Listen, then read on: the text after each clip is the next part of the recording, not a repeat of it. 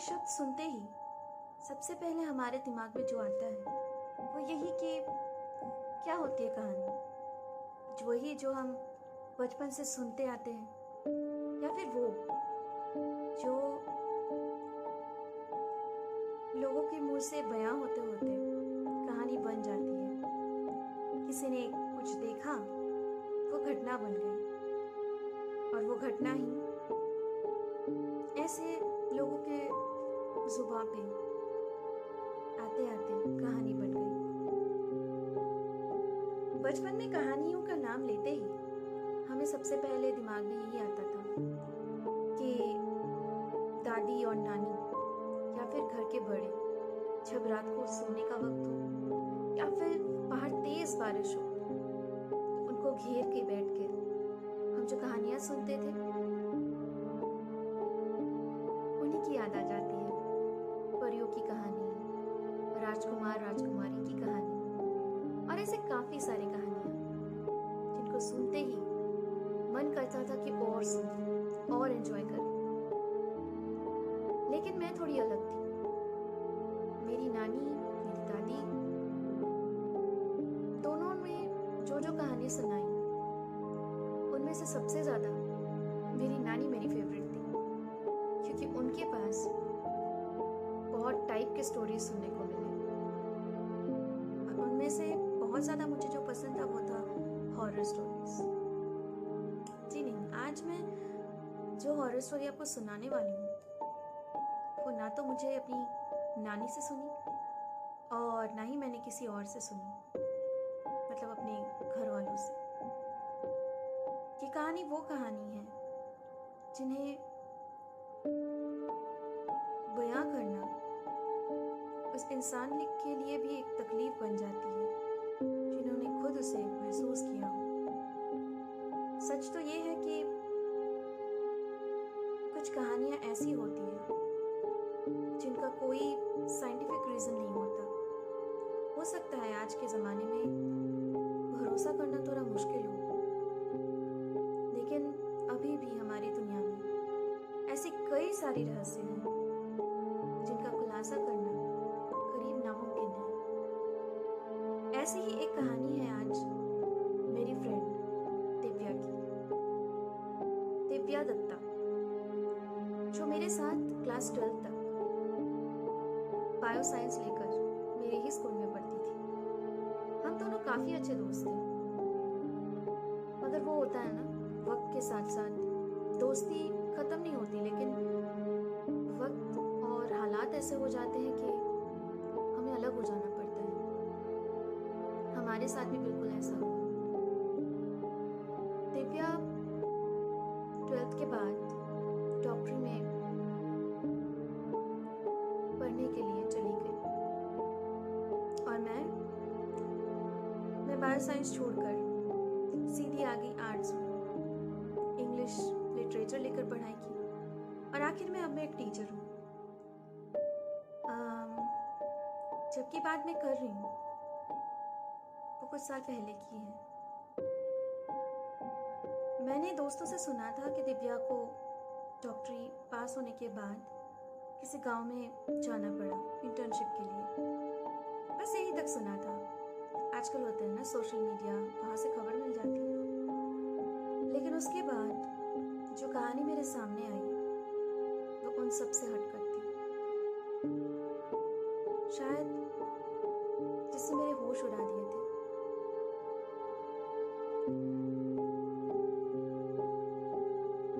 मैं करीब 3 साल पहले अंकल से, एक यानी कि दिव्या के पापा से, मार्केट में मिली। लेकिन अंकल काफी बदल चुके थे, उम्र की वजह से नहीं। ऐसा लग रहा था जैसे कि उनके दिल में कुछ है जो मुझे कह नहीं पाए।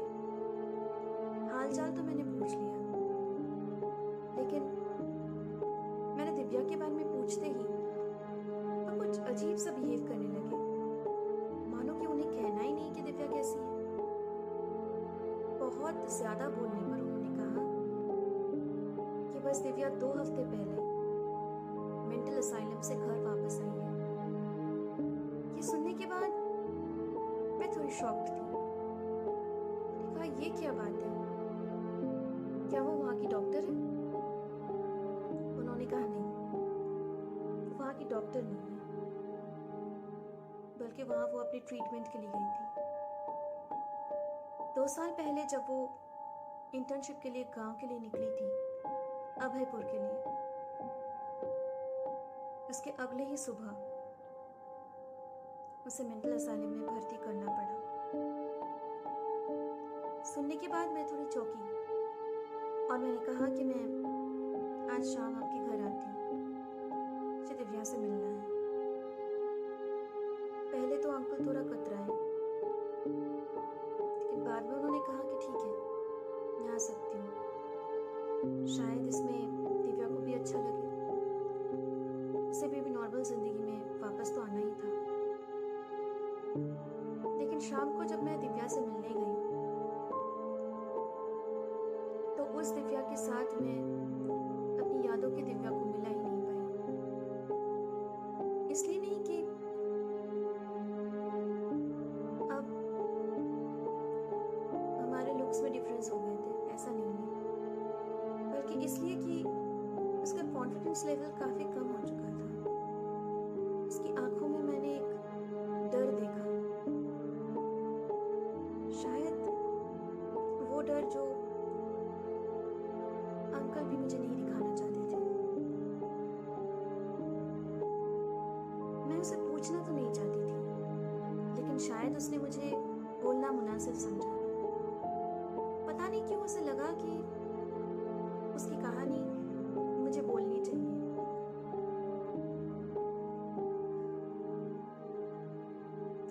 उसने कहा कि उसकी इंटर्नशिप के लिए उसे जिस दिन जाना था, यहाँ से उस शाम गांव के लिए वो एक प्राइवेट कार में रवाना हुई थी। लेकिन आधे ही रास्ते पे उसकी वो गाड़ी खराब हो गई। पर ड्राइवर तो अच्छा था और उन्होंने मदद के लिए लिफ्ट मांगी, और किस्मत अच्छी थी तो एक बस दिखी जिसमें दिव्या को सीट भी मिल गई। ड्राइवर ने जब कहा कि हाँ वो भी उसी गांव की तरफ जा रहे हैं, यानी कि अभयपुर, तो दिव्या भी बहुत खुश हुई और उसका कैब ड्राइवर भी। दिव्या ऊपर बस पे चढ़ गई और जाकर एक खाली सीट देखकर बैठ गई। ऐसा नहीं था कि बस बहुत खाली थी, बस में बहुत सारे लोग थे, लेकिन काफी सारे लोग नींद में भी थे। काफी रात तो हो ही चुकी थी। दिव्या ने सोचा कम से कम एक बात तो अच्छा हुआ, वरना आज पहुंचना मुश्किल था, और इतनी रात गए तो सुनसान सड़क पे रहना वो भी काफी डरावना साबित हो सकता है। इसी बात से वो सोच ही रही थी, तभी उसने नोटिस किया उसके पास जो आदमी बैठे हुए थे वो मुस्कुराकर उसे देख रहे हैं। दिव्या ने बिना सोचे समझे बस अचानक से पूछ लिया, क्या बात है, आप मुझे देखकर मुस्कुरा क्यों रहे हो? तो उस आदमी ने पलट कर कहा, बेटा तुम अभयपुर 2 साल के लिए जा रही हो ना? इस बात पे दिव्या थोड़ी चौंक गई। उसने कहा, आपको कैसे पता कि मैं 2 साल के लिए जा रही हूँ? अभी तो मिले हैं हम लोग।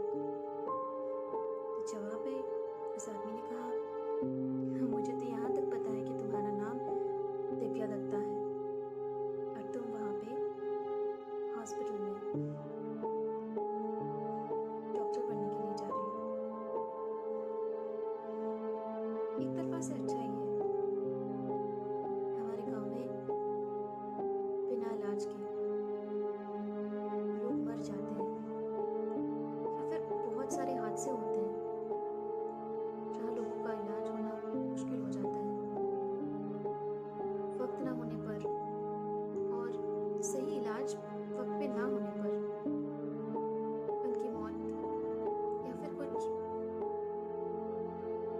नुकसान भी होता है। अच्छी बात है कि तुम अब हमारे गांव के लिए कुछ तो करोगी। मेरा नाम अजय कुमार राठौर है। मैं उसी गांव में रहता हूँ और इसीलिए मुझे खबर तो पहले से ही पता चल जाती है कि कौन कब आने वाला है और किस लिए आने वाला है। इसलिए तुम्हें डरने की जरूरत नहीं।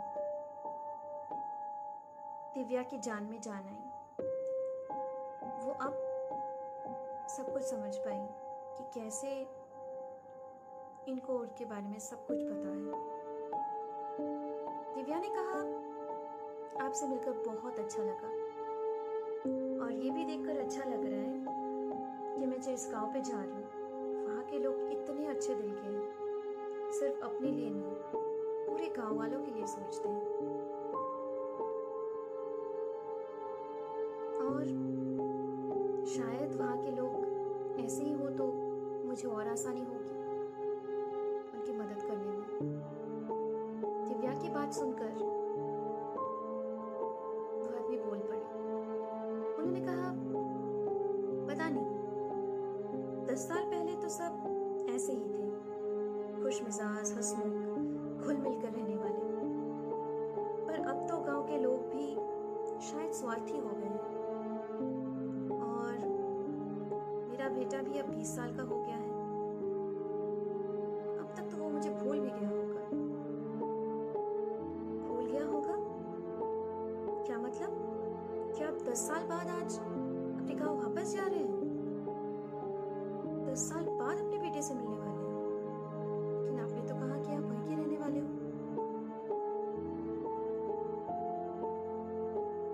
ये बात सुनकर वह आदमी बोल पड़ा कि लौटने का किस्मत कहा, बस 10 साल से भटक रहे हैं। इसी रास्ते से रोज गांव के लिए निकलते तो हैं, लेकिन गांव तक पहुंच ही नहीं पाते क्योंकि कोई जरिया ही नहीं है। गांव पहुंचने के 10 मिनट पहले ही तो बोलकर वही उनकी बात उन्होंने रोक दी। दिव्या ने पूछा, रुक क्यों गए? मुझे कुछ समझ नहीं आ रहा, आप क्या बोलने की कोशिश कर रहे हैं? अजय जी बोले, कुछ नहीं, अब आप उतर जाइए, हम आगे नहीं जा सकते। बस और 5 मिनट के अंदर वो जगह आ जाएगी, जाइए आप। दिव्या परेशान हो गई और गुस्से से चीख कर बोली, दिमाग तो ठीक है ना आपका? तभी कंडक्टर ने भी वहां से आवाज लगाई और बोली, मैडम जी यहीं पर उतर जाइए। बस यही तक नहीं, उसके बाद बस के सभी पैसेंजर्स भी एक साथ एक ही रट लगाए बैठे थे और सब चीखने लगे। दिव्या के दिमाग सुन पड़ गया। कुछ करने या कहने से पहले ही जबरदस्ती उसे सामान के साथ उतार दिया गया। दिव्या गुस्से में पैदल चलने लगी। बस वालों के हिसाब से और 15 मिनट के बाद गांव आने वाला था, पर बस 5 मिनट होते ही दिव्या को वो बस खाई में गिरी हुई मिली।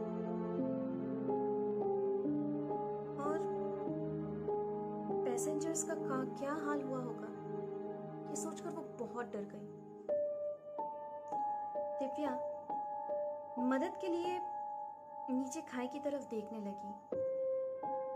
वहां बस खून और कतराते हुए जख्मी लोगों की आवाजें सुनाई दी। वो मदद के लिए गांव की तरफ पागलों की तरफ भागी। जहां तक उसने सुना था, गांव शायद अब बहुत ही करीब था। यही सोचकर वो भागने लगी। भागते भागते वो सच में गांव में पहुंच गई और वहां जाकर उसने जब मदद मांगी कुछ लोगों से, तो सबसे पहले वो लोग हैरान होकर दिव्या की तरफ देखते रहे और फिर उन्होंने जो कहानी बताई उसने दिव्या की होश बढ़ा दी। उन्होंने कहा कि आज 10 साल पहले यहाँ बस जो थी वो रात के करीब 10 बजे गांव के लिए रवाना होती थी और यहाँ पहुंचती थी 11:30 बजे। पर उस दिन उस एक्सीडेंट के बाद वो बस हमेशा के लिए बंद हो गया आना। और अब जो आखिरी बस आती है 8 बजे रवाना होती है और यहाँ पहुंचती है ठीक उसके 1.5 घंटे बाद। तो आज जिस बस पे दिव्या चढ़ी थी वो बस कभी हो ही नहीं सकता गांव के लिए रवाना हुआ, क्योंकि वो बस तो हो ही नहीं सकती। 10 साल पहले ही वो बस हमेशा के लिए बंद हो चुकी थी। दिव्या नहीं मानी। उसने जबरदस्ती कुछ गांव वालों को अपने साथ लिया और उस खाई की तरफ दौड़ी, दिखाने के लिए और मदद के लिए। लेकिन जब वो वहां पहुंची और खाई की तरफ इशारा करके वो भागी तो वहां उसकी आंखें फटी की फटी रह गई, क्योंकि वहां उसने देखा कि खाई में एक बस तो है लेकिन वो टूटी हुई और उस पे पड़े हुए निशान बहुत पहले की है। कीड़े मकोड़ों के साथ साथ वहां से कुछ पौधे भी उगाए हैं। देखकर समझ में आ रहा है कि ये बस अभी नहीं, बहुत साल पहले इस खाई पे गिरी हुई है और तब से ऐसे ही पड़ी हुई है। जैसे वो अपने हादसे का बयां करती है। दिव्या पूरी कहानी सुनने और देखने के साथ साथ महसूस भी कर चुकी थी।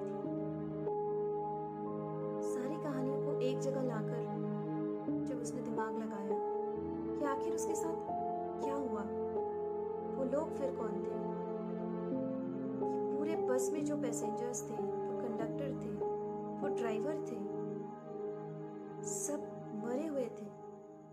क्या ऐसा हो सकता है? क्या ये सच है? क्या ये झूठ है? आखिर क्या हुआ उसके साथ? जिस दिव्या को मैं जानती थी उस दिव्या को आत्माओं पर जरा भी भरोसा नहीं था। लेकिन सब कुछ जब उसने अपने दिमाग से सोचने की कोशिश की तो उसे पता चला कि यही सच है। सच और झूठ का फैसला करने से पहले ही उस पल वो बेहोश हो गई और उसके बाद उसके दिमाग ने उसके दिल का साथ छोड़ दिया। इसी वजह से 2 साल मेंटल असाइलम में रही। वहां पे भी शायद उसको बहुत वक्त लगा उस बात को मानने में कि उस रात उसके साथ क्या हुआ था। कहानी बयां करते करते भी मैंने उसकी आंखों में वही डर देखा, वही खौफ देखी। उसने मुझे बस एक ही बात पूछी, जो भी मैंने तुझे बताई, क्या तू बता सकती है वो सब मेरे साथ क्या हुआ? ऐसा कैसे हो सकता है? क्या आत्माएं होती है?